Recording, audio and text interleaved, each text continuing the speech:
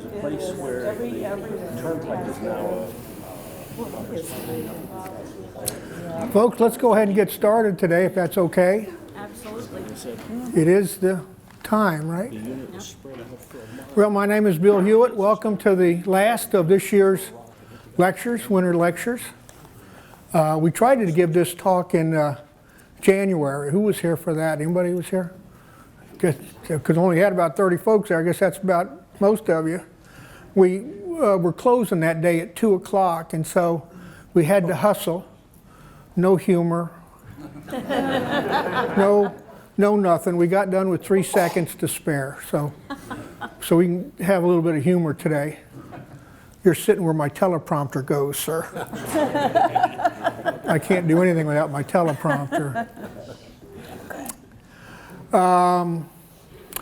For the benefit of everyone, how this talk evolved was I was reading last year the memoirs of Sherman and Grant, and I started realizing that just about every single page I read was the word rail line. And so I started dog-earing the pages that said rail line or rails. And in some cases you have to decipher. So for example, when he said he tore up the roads, well, that's the railroads. You know, you can't tear up a road. I mean, now you can, but back then you couldn't. And so I just realized that every single page was dog-eared. And so I started realizing that these gentlemen, these two generals, had a focus that I had not yet recognized in my reading. You know, and until you start looking for something, you don't see it. It's right in front of your face. And so what I realized is that over the course of the Civil War, is that the importance of the rail lines for both sides will change drastically. And the person that masters the rail lines is going to be the winner. And we'll go over the history of that as we talk today, okay? Mm-hmm. Okay.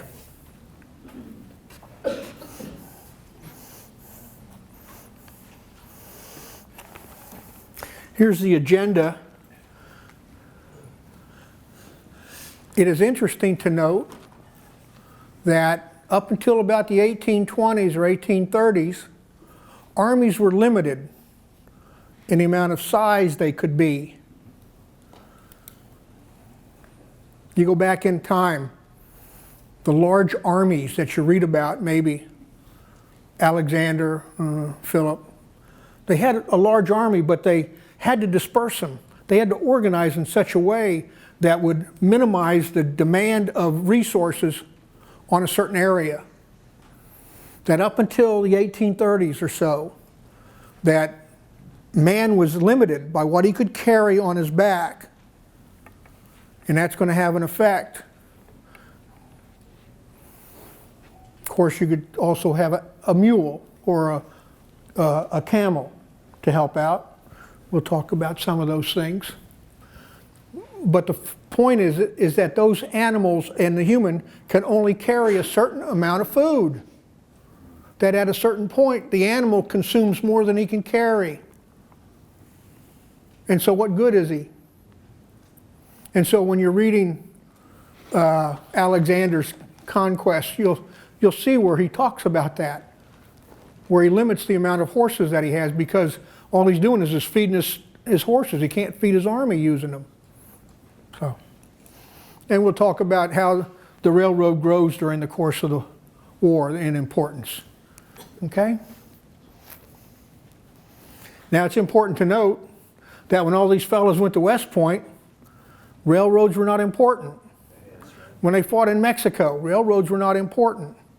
So there was no way for them to have learned prior to the Civil War.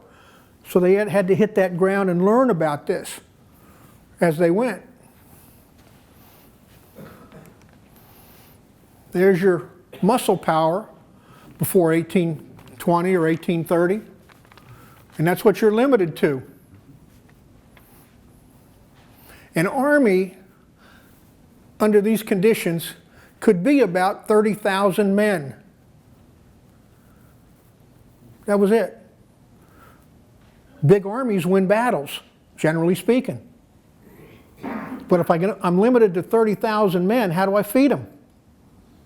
Again, you're carrying more food than you're consuming more food than you're carrying. Okay?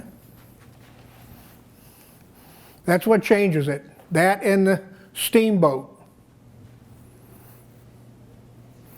Some historians talk about World War I being the first modern war. I'm going to suggest to you that it was the Civil War, the American Civil War. We'll talk about that as we go.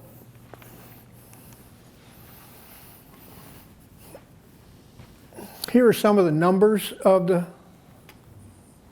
war that's going to drive things. The South does not have a lot of rail lines.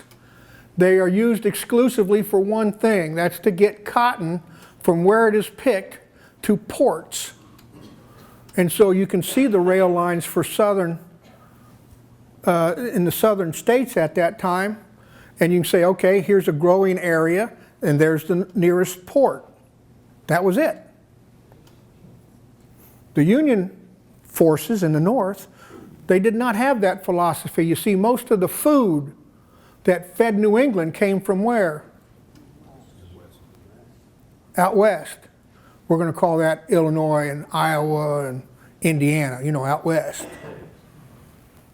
And so their rail lines were constructed in such a way to facilitate mass supplies going from west to east. Had redundancy, had strength of just plain numbers. And then of course, if you're going to make an engine, it takes a facility. And all the facilities were in the North. The South had none. The technicians, how to fix things, how to make things better, were in the North. That'll have more impact as the war goes on and things start wearing down. Of course, the South had to make, with its capabilities, had to make cannons. They could not afford to make locomotives.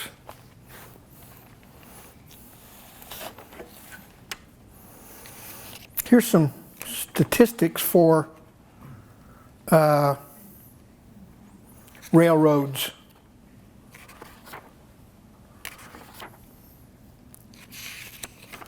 One of the more important ones there is that the railroad consumes fuel, but it's not competing with the animals.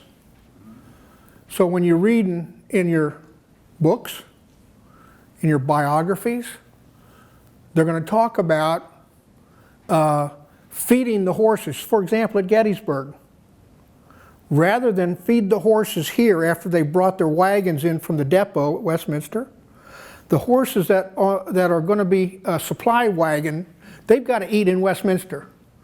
They eat before they take off. Why drag them here to eat the food here when other horses need it here? You see? Okay?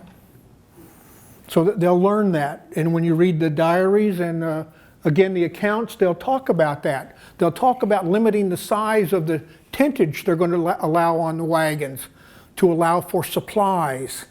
Supplies will drive all that. They're obviously more reliable than animals, the railroads. A horse or a mule will last how long in the Civil War? Anybody know? About eight months. That's it. So obviously the railroad is not limited like that.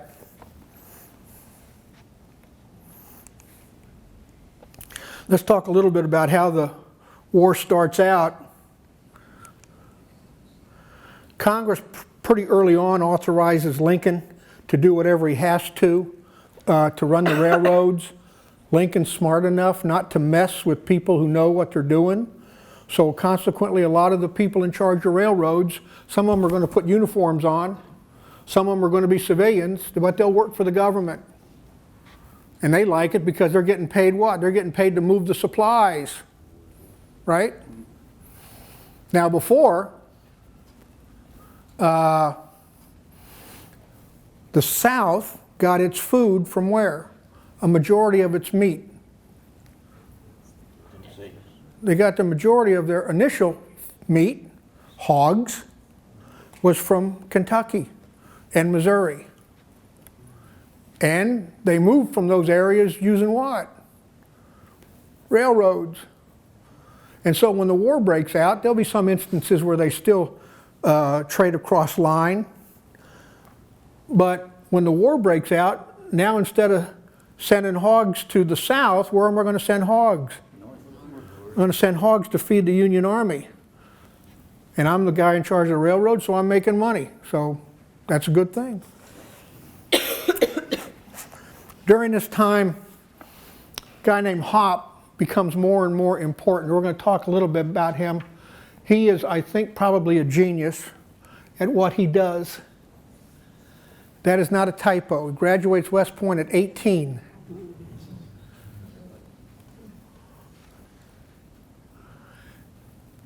Local boy, makes it big.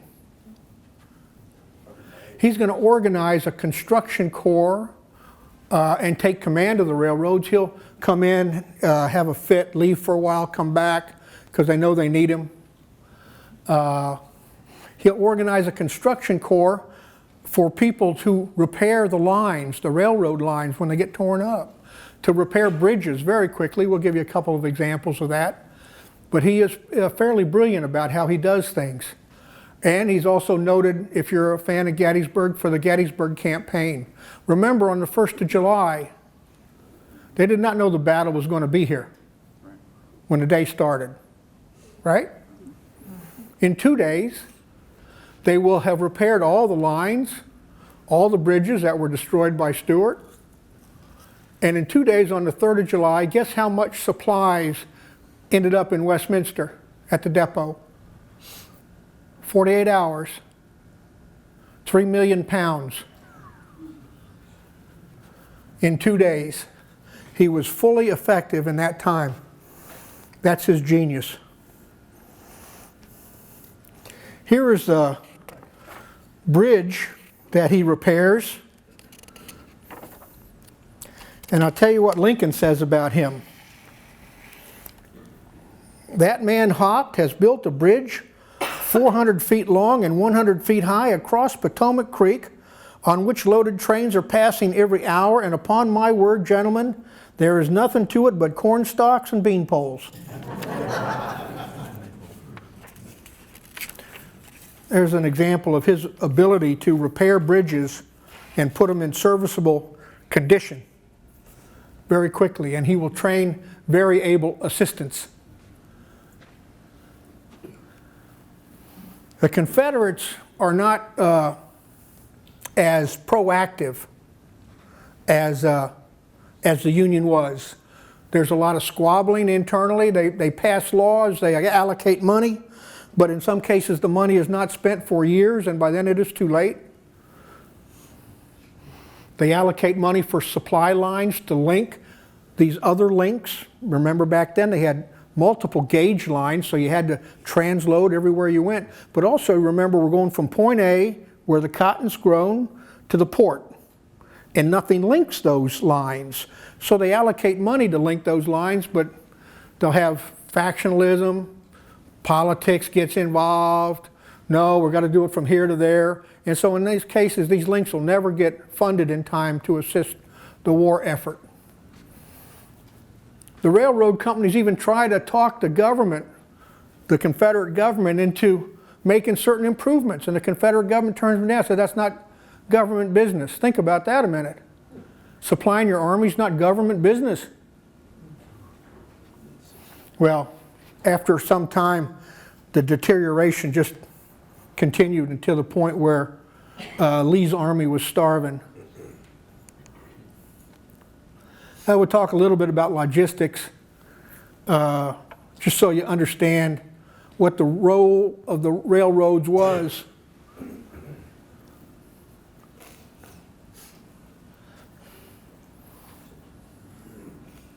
Everybody got it? The South was slowly starving to death, being constrained. You remember that plan they came up with, Anaconda? In actuality, that was what was happening.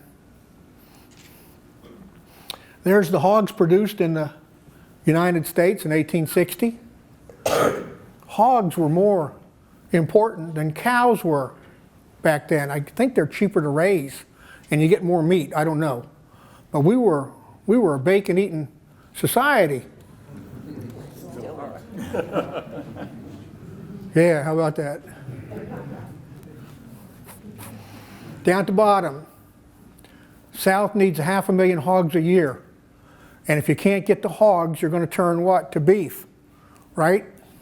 There's the hog producing area. That area is lost to the Confederates in 1862. So now we got to go find beef. And where are you going to get beef?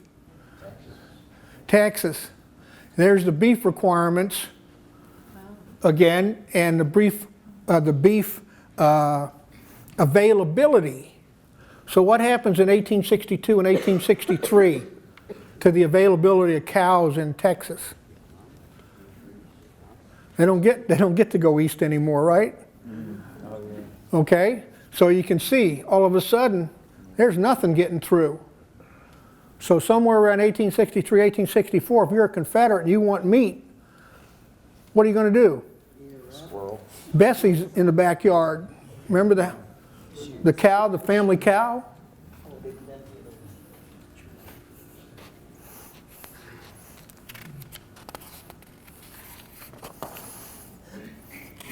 And there's some other things that are going to impact supplies to the Confederate Army. Loss of key ports.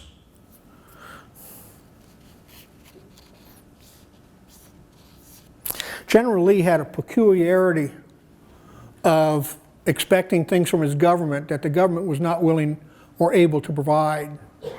So for example, in 1861 and 1862, General Lee would not allow his wagons in his army to go to Richmond to pick up supplies and bring them back to his army. That was for the government to provide his army, right? Now he realizes that cannot happen, that his government is too inefficient. So now in 1863, now Lincoln is going to allow his wagons to go get supplies and bring them back to his army. He'll concede that because he realizes the weakness.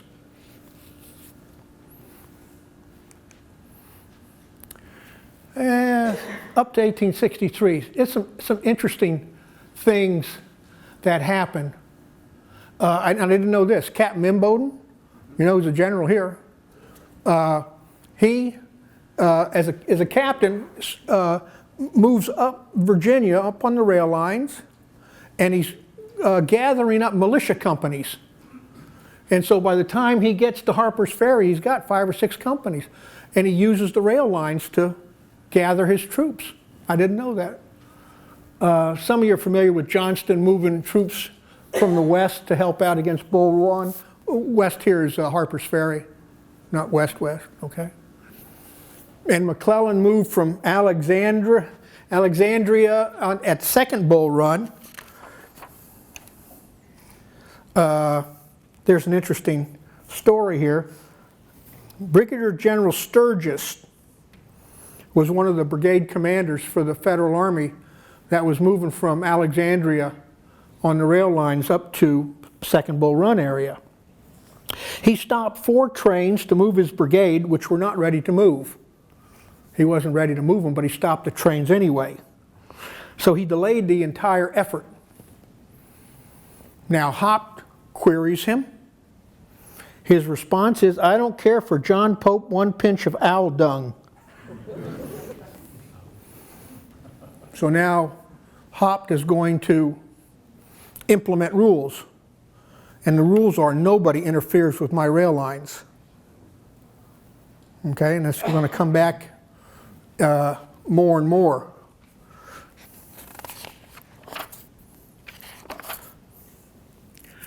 '63 is a year of transition. Look at the comparative size of the armies. You remember I told you that unless you master your rail lines, your army is restricted in the size it can be. People say, why didn't General Lee have a bigger army? What good is a big army if you cannot feed it? But look at the Union Army. How was the Union Army able to grow and get bigger and bigger? It wasn't just population, it was they could feed it and supply it. Okay?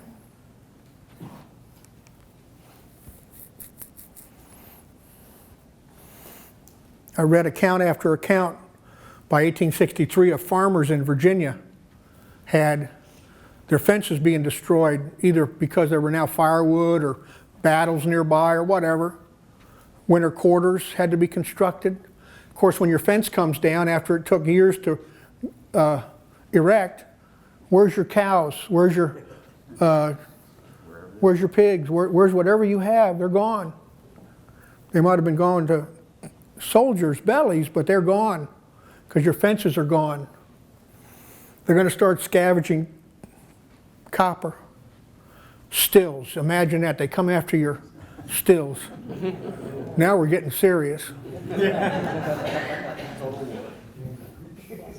As the Army goes on, who is going to be doing the planting and the harvesting of the crops? If you have a big army, who does it? Remember, more and more of the population that's in the southern states are now being freed. All the ports are now being seized on your coast. So those slaves are now no longer available to you. Most of Louisiana now is under Union control. So again, the slaves cannot help you plant or harvest. And so who's going to do that?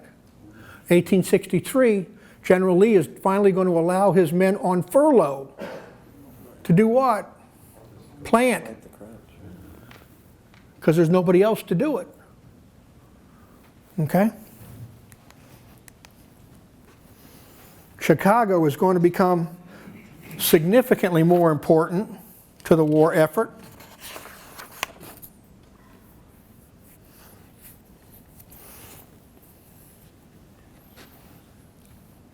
That's the link between East and West.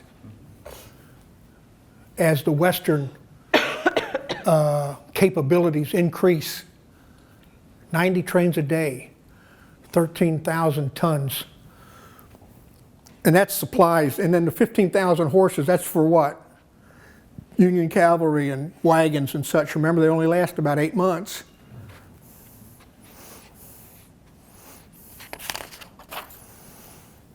Okay, give you an idea about what an army needs every day for supplies.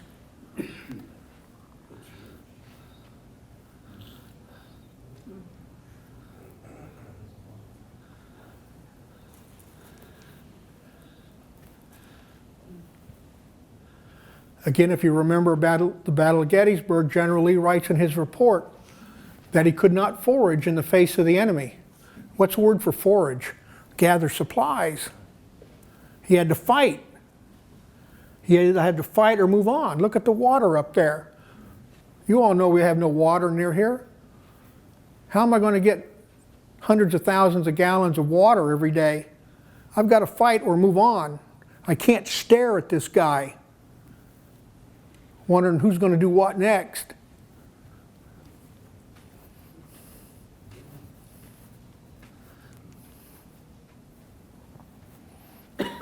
We talked about that.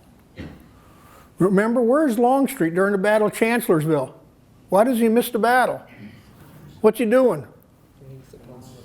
Gathering supplies down near Suffolk. Right? So he misses the battle. But that gives you an indication that Lee does not have the supply system in place to supply even an army of 70,000 men. He's got to dispatch some of them to another place. But what does that also tell you about the supplies available in central Virginia by 1863? Non-existent. So where are you going to get your supplies if you can't get them locally? The railroads, the very efficient Confederate railroad system.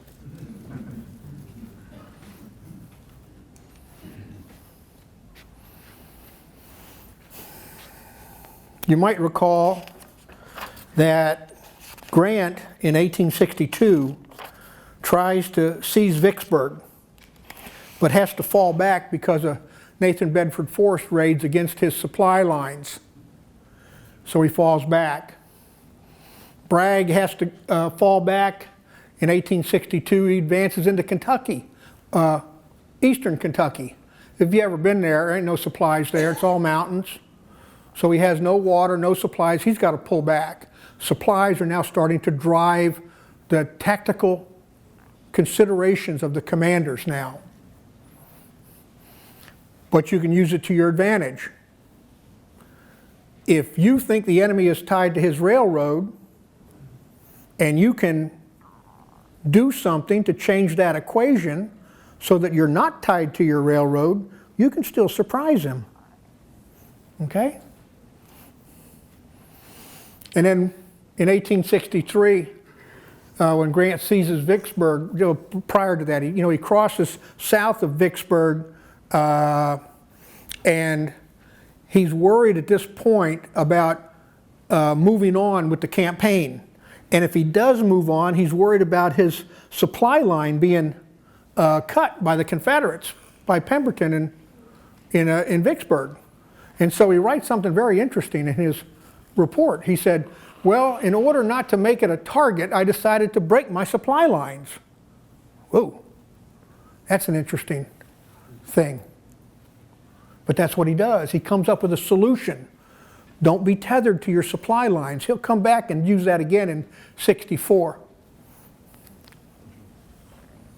There are some implications for the war at this point.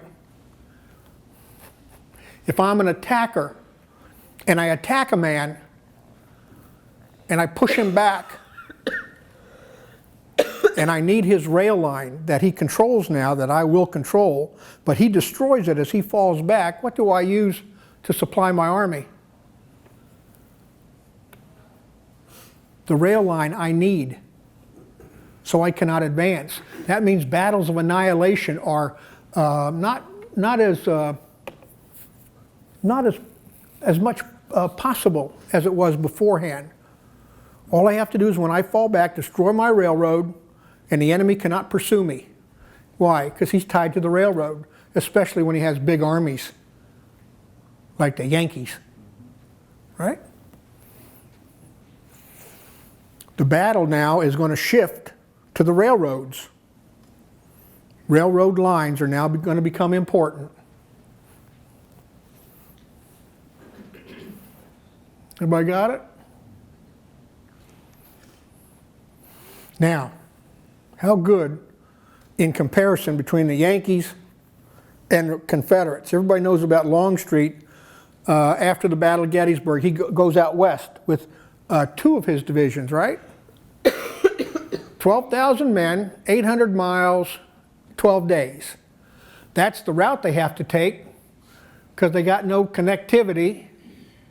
They got to go through Atlanta to pick up artillery because they don't have enough railroad cars, so they got to leave their artillery and horses in Virginia.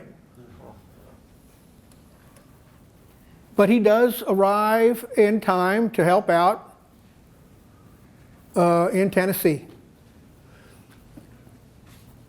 Compare that with 11th and 12th Corps going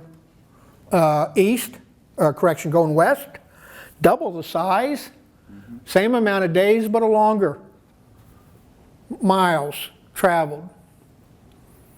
And again, you see the efficiency of the Union rail lines there showing up.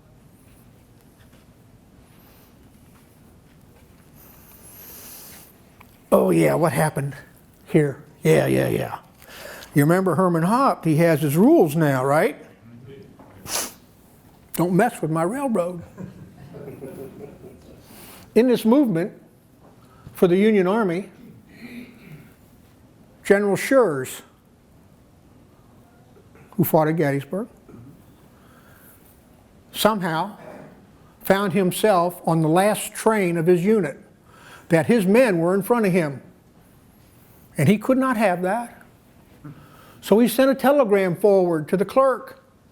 Stop all the trains until I arrive, and then I'll get off of my current train, I'll walk forward to the lead train, and then we will proceed to the battle. He gets to the depot, the trains that he ordered stopped had gone. Had gone. And so he telegraphs the Secretary of War from the railroad station. He says he wants this clerk fired on the spot because the clerk did not do what he had ordered.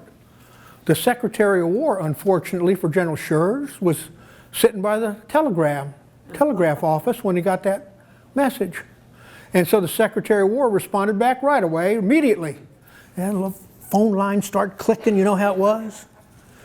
And the message was, if you interfere with the railroads, we'll replace you.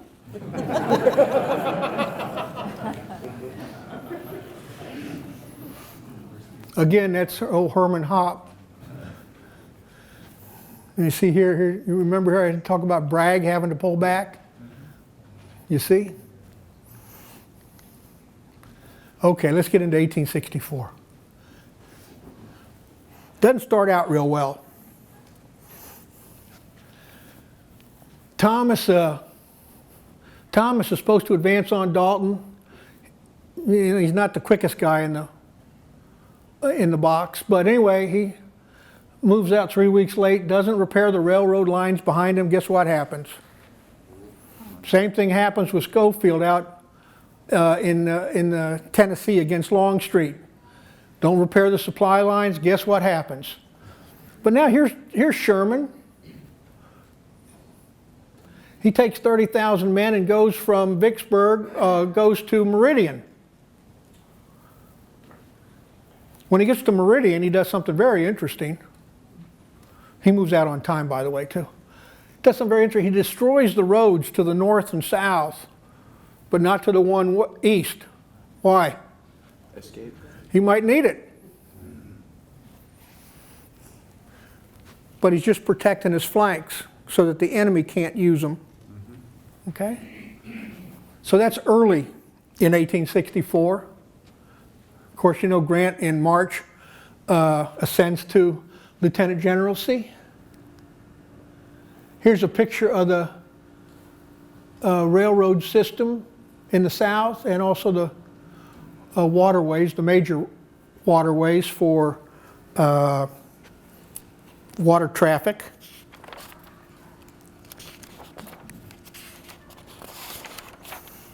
Here's his plan. This is Grant's plan. Banks is playing around with the Red River in Texas, Oklahoma. He's supposed to come back. He doesn't.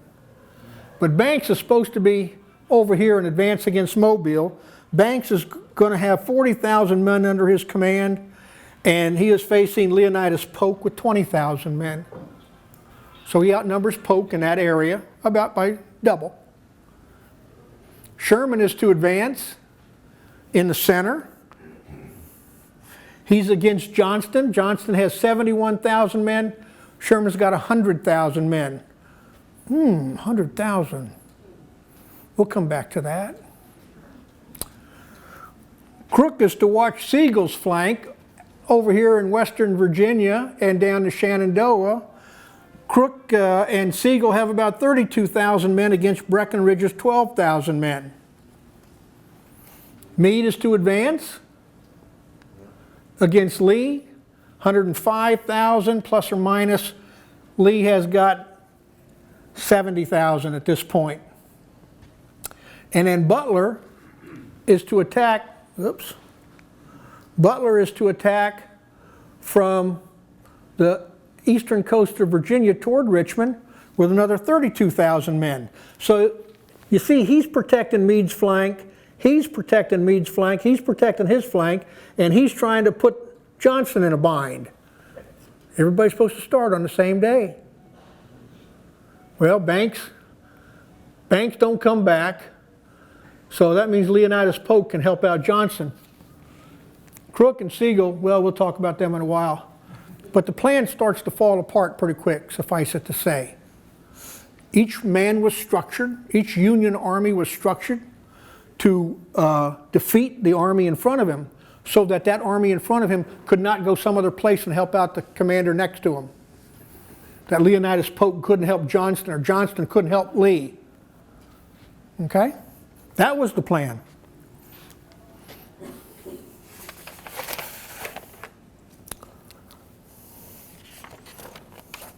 We give Butler half credit.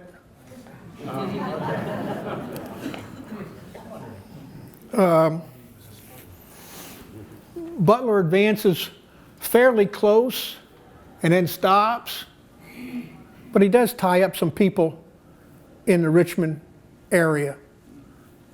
Does it help out? I don't know. But what it means is Sherman is on his own, and so is General Meade.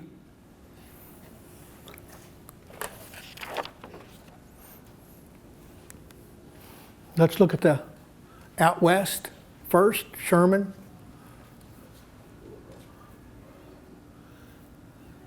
He says, I either need 36,000 wagons and 250,000 mules, or what? Railroads. Railroads.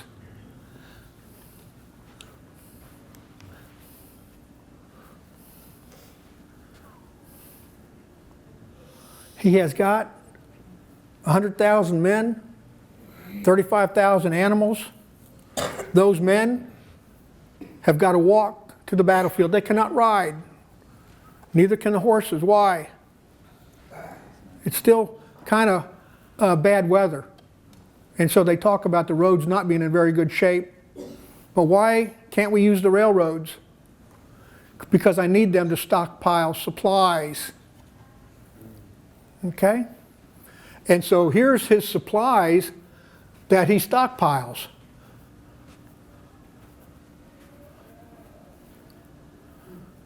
And he gets rid of his railroad guy out there, gets a couple of hops men who really understand railroads, because this man that he had out there did not. So once he gets ready, he takes off. We're going to cover these 4 or 5 or 6 battles here. McPherson's going to command the army that's out toward the west a little bit, but you'll see what's going to happen is McPherson, here's the rail line right down here. McPherson is going to be farther distance, but he's going to swing around Johnston right here. Why is he able to do that? Stockpiles. He has stockpiled enough supplies for 7 days. And so that's how he's going to get around. What happens when he gets around Johnston at Dalton? Johnston has to fall back to Resica. And so it keeps going. Every time Sherman needs to move away from the rail lines, he's going to do it after stockpiling.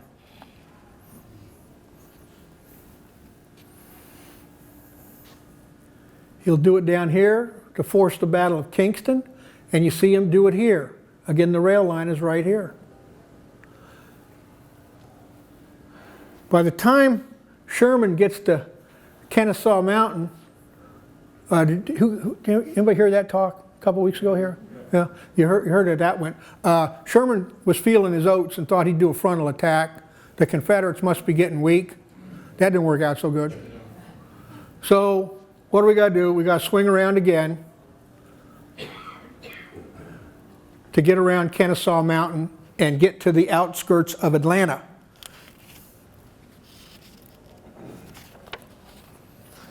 Now, if you say, how tied was Sherman to the rail lines? There's the rail line and there's the battles. You figure it out. You remember, page after page after page, he's talking about the rail lines and how important they are. He has wagons, but he also knows that his amount of wagons and horses that he has, he can only move 9 miles from that rail line. He's made that calculation. Unless he stockpiles, he can only move 9 miles from that rail line. The Confederates know it too. And so that's why he's able to outflank them. He stockpiles and outflanks them. Okay? Okay, now you get to the outskirts of Atlanta. Sherman cuts the western the Eastern Railroad over here, and then swings around and cuts the Southwestern Railroad, and then swings around again and cuts the Southern Railroad. What does this force the Confederates to do? John Bell Hood's now in charge. Long on aggressive action, short on brains, John Bell Hood. When John Bell Hood ascends, Sherman knows what's going to happen. So he prepares for the attack, and then finally Hood attacks and is repulsed. And then that's when the railroad lines are secured to the southwest and south. During this time frame, McPherson is killed and Howard takes over for him. And so Atlanta is now secured for the Yankees, and Hood has pulled back. Now what do you do if you're Sherman?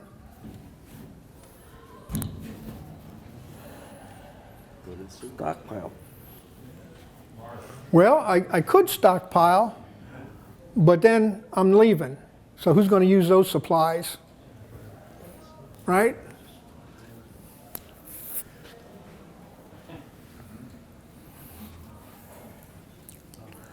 The Confederates, Sherman gets so good at repairing lines that the Confederates think, well, let's destroy the tunnels. Tunnels will slow down Sherman. One Confederate said, quote, "No use, boys, old Sherman carries duplicate tunnels with him and will replace them as fast as you blow them up. Better to save your powder."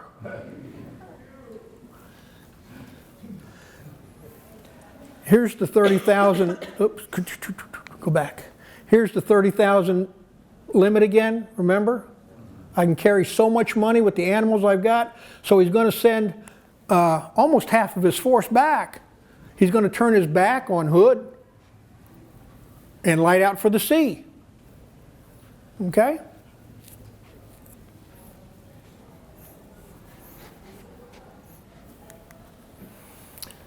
Chattahoochee Bridge is destroyed by Johnston as he falls back. How long do you think it would take to replace that? 780 feet long.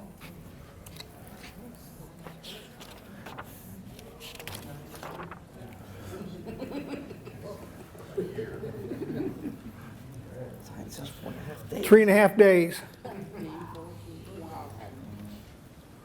It's always amazed me. You know, somehow as human beings think we didn't get smart until 1920. That the pyramids could not have been built by humans. It had to be space aliens. It had to be. Because man was not smart enough to accomplish these kinds of things until the 1920s. Isn't that a lesson in arrogance? I say 4.5 days there because some people say it took 4.5 days. Sherman said it only took 3.5. Okay, so now we're in Atlanta, and what do we got? We got some more work to do. Here's Atlanta up here. We're going to go down here to Savannah. I have put in here on the dark lines the railroad lines in the area. Milledgeville is the capital of Atlanta, capital of Georgia at that time. That's where we're going to go to Milledgeville. Don't even know if it's still on the map. But anyway, here are the two wings. And we're going to do what? We're going to destroy this railroad line, and then we're going to cut this one. We're going to come back to it and cut it again. And then we'll move on Savannah.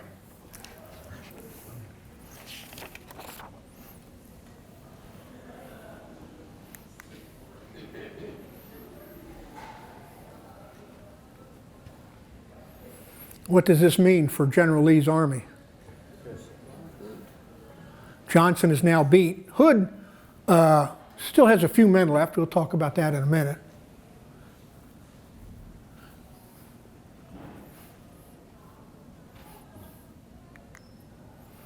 That's the area that Sherman was interested in, superimposed over the rail lines. And so now you see that Lee is isolated. And so if you're in Savannah, what's the best way to get to Lee?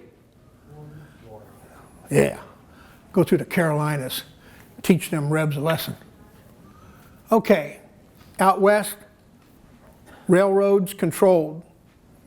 You can see it right here. The whole effort of Sherman was to destroy those railroads and to deny supplies to the Confederate armies.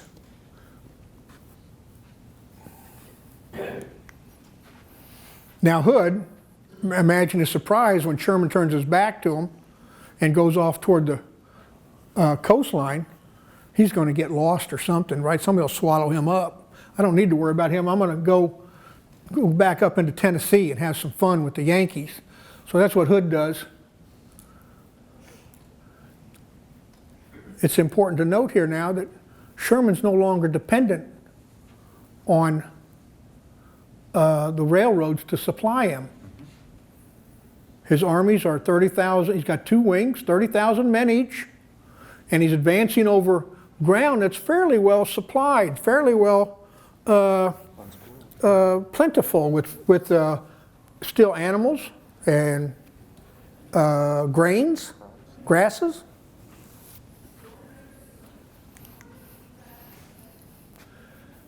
Meade's got the same problem. He's got a stockpile. His demand is 800 tons a day. They're going to come up with an interesting solution that you may not have considered before. Grant has 2 options. One out to the west through central Virginia, and one more toward the eastern coast.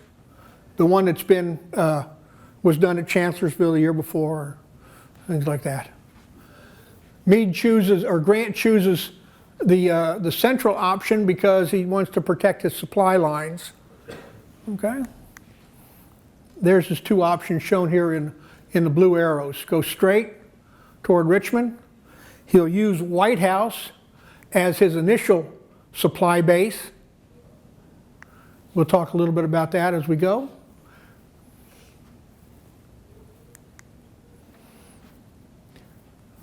Battle of Wilderness, okay, May of '64. A lot has been written about that horrific battle, and it was bad, but you need to pay attention to what's going on behind the lines. If you've heard me talk, I've said that a few times. What's going on behind the lines? The Federal Army might be having some difficulty here, but the rest of the Army, the rest of the Union Army is moving where? Around the flank. It always moves around the left flank of Lee. Why? Because that's where the bases are. First Port Royal, then White House, and then City Point. So Grant is always using the different ports along the way as his vantage to get his supplies forward. What does that do? There's no target for Lee's men to hit.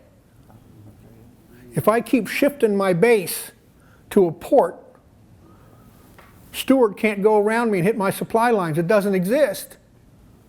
And the further I go south, the more I shift. So I have taken away the importance of the rail line if I'm General Meade and General Grant. Okay?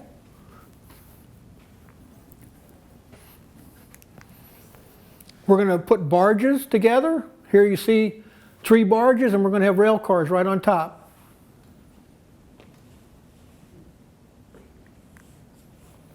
They can be loaded or unloaded. They're all lashed together.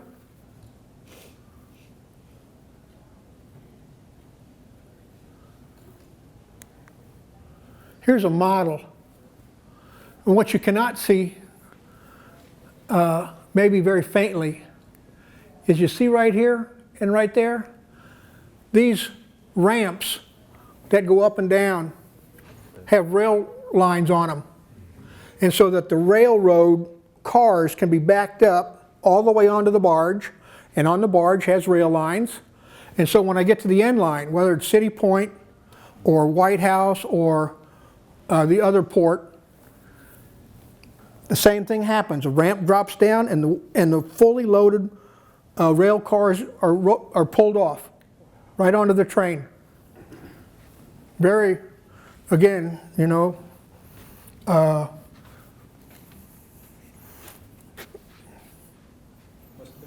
maybe the aliens came down and did that too.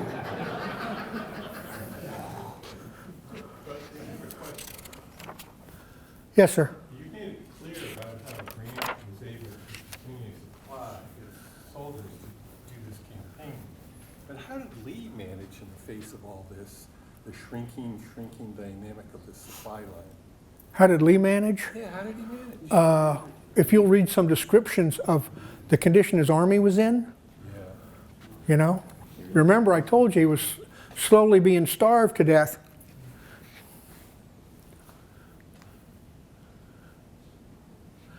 Now here's an interesting thing.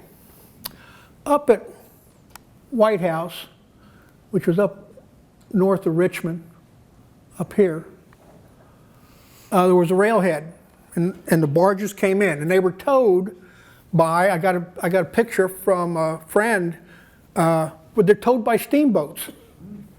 So they'd lash 4 or 5 of these barges together to make one big barge, and then they'd lash 2 or 3 of those together behind one boat, so they could take down 12 or 15 cars at a time, powered by steam. So they got down to White House, and now Grant moves around Richmond, and White House is no longer important. So what Grant is going to do is take the railroad and lift it up physically and take it down to City Point, because that's where he's going to go next. That's where he needs a railroad. And he's going to lift that railroad up and move it down to City Point. And so when his army gets to City Point, the railroad's there, or will soon be there, and each corps has a railroad line that goes right to it. 2nd Corps, 5th Corps, everybody's got their own railroad line. What does that mean? My demand for horses and wagons is not that great.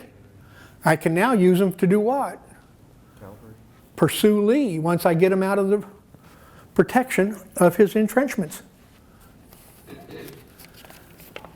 And you asked your question, what was Lee doing during this time? Lee's still tethered. He has no choice. He has to protect his rail line. So what's Grant going to do? Cut his railroad lines. And what does that mean? Now he's got to take off. Now Lee's got to fall back because his rail lines have been cut. Okay. So remember I told you I got to fill you in on the rest of the story. Banks doesn't do nothing. So he gets replaced by Canby. Canby doesn't do much. So finally they bring in Granger, who finally takes Mobile. Now you remember we were going to advance Crook down to Western Virginia, and Sigel was going to come down to Shenandoah. Remember that? That didn't work out so good, did it? So Hunter has to replace Sigel, and that didn't work out so good, so guess who we're going to bring into the Shenandoah?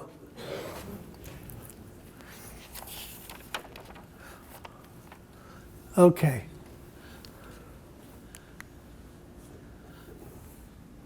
It is interesting that 2 men solved their problem in 2 different ways. Sherman solves his problem one way, and Grant solves his problem in another way. Just shift the ports.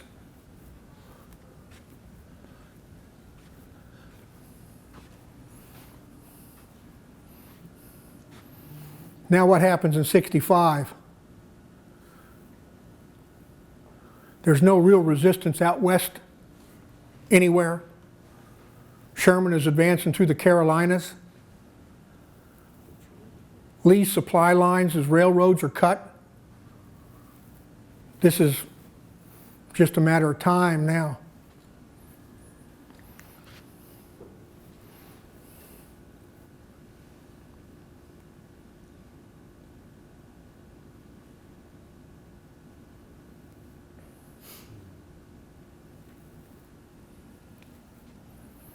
In World War I,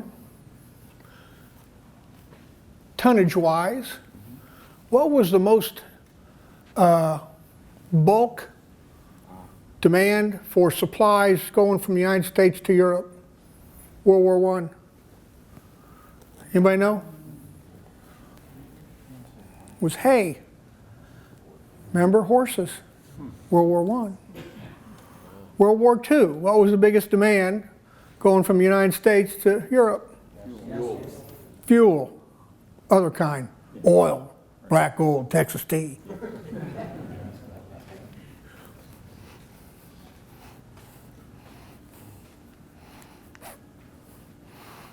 See, we did all that and we got 3 minutes.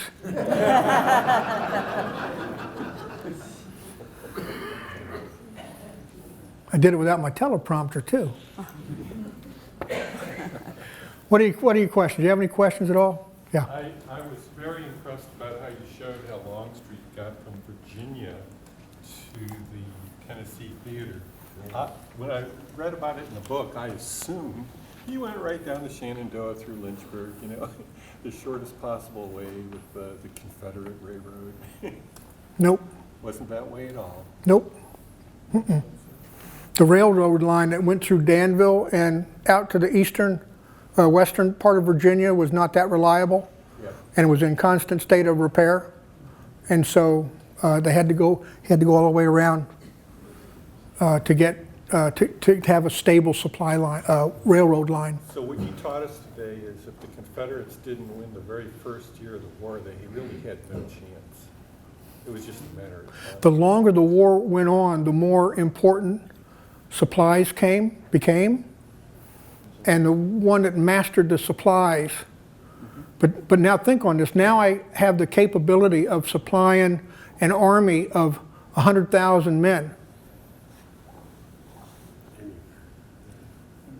First time in history. I mean, I can do this on a regular basis. You know? I'll tell you, interesting sidelight. Everybody remember Gulf War? We're going to pull out into the desert 200 miles, you know, and swing around. There's supposed to be a log base up in Iraq, about 75 miles, called Log Base Nelligan. But the other guy controlled it, but he wasn't going to control it much longer, if you know what I mean. And so finally, that area was secured. And I called up on my phone, because I was in charge of resupplying my division. I called up and I talked to this Air Force full colonel. Holy smoke, answering his own phone. I said, sir, 1st Cav Division is going to be there by nightfall and could use some fuel. He said, how much do you need? I said, sir, how much do you have? He said, well, we have about 500,000 gallons on the ground right now. We'll have 9.5 million gallons in 45 minutes. I said, sir, I'll stop by and get some of that. I only need 6. True story. Take an airplane. It flies in, right? It carries bladders on board. Not a lot of bladders, but I can take the wings that are full of fuel, and I'll dump that fuel right there on the spot that the plane usually uses. He only needs enough fuel to get home. And so I can use all the fuel that's on the plane, not just the bladders, and dump that fuel very quickly. You know? Amazing, absolutely amazing. Well, never mind, I'm dwelling. I thought that was impressive even for the Air Force. I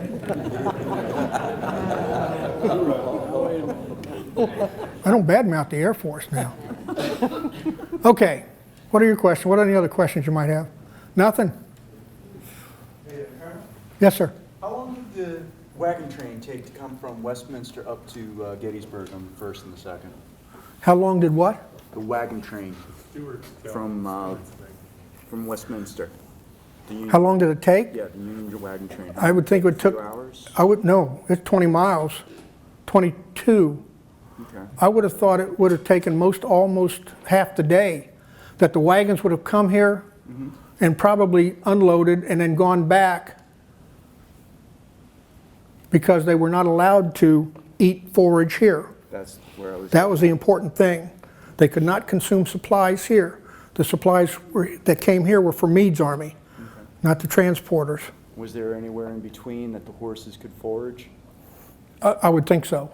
Okay. I mean, the ground was good at that time. Yes, do you know any? We're on Plate Creek.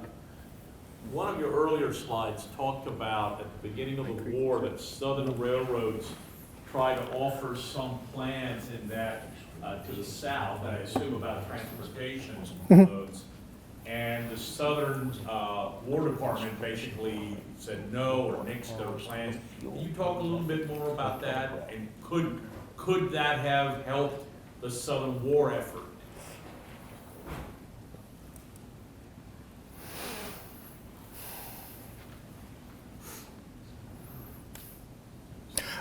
I think it was probably always a matter of time. And so in that regard, they were underdeveloped to start with, and no matter what they did, they either would have cost an enormous amount of money to do that, which they did not have, and so if they spent that money, then what were they not else going to do on their war effort? And so I don't know. Break the lines a little bit. Yeah, it might have delayed some things, but nothing more than that. And then there's a lot of what ifs in between. You had to have guys like Grant and Sherman, who in 1862 were nobodies, to rise and to be able to solve problems and dilemmas where other commanders could not. You saw the slide in there, Schofield couldn't figure it out. Thomas couldn't figure it out. The list was enormous. It was Sherman and Grant could figure it out. Well, it also sounds like the South didn't have somebody like Herman Howe. Oh my, I did think about that. But they just, I did think about that. Yeah, but they didn't have the supplies. Because he was pretty, he might have been able to solve it, not just using railroads, but other things. He was pretty smart, I think. I don't know. Yes, sir. What about changes, improvements in pulling power and carrying capacity during the war years? Was in 65, were they using the same equipment on the railroads as they were in 61? The wagon, the rails engines were much better by the end of the war. And they were starting to solve their different gauge problem. So that cut down on the transloading requirements.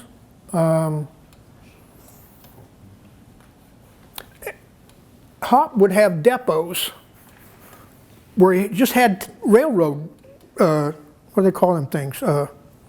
Rails and ties and trusses already made.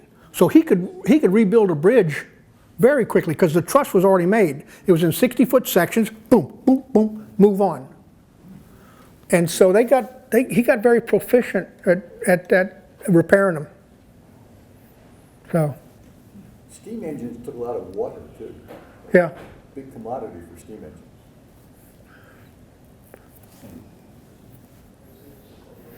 Wasn't hay, you know? What else? Yes, sir. A lot of the Confederate railroad men were in combat commands, probably because they didn't have a home. But with Tremble Railroad, when you Yeah. look at the officers in the Confederate Army, they're in combat. They're not running railroads. Like I said, the Confederate government looked upon railroads as a civilian problem. So why would I divert military men to, even if they had a background? Anything else? Well, folks, we'll see you next winter. Huh?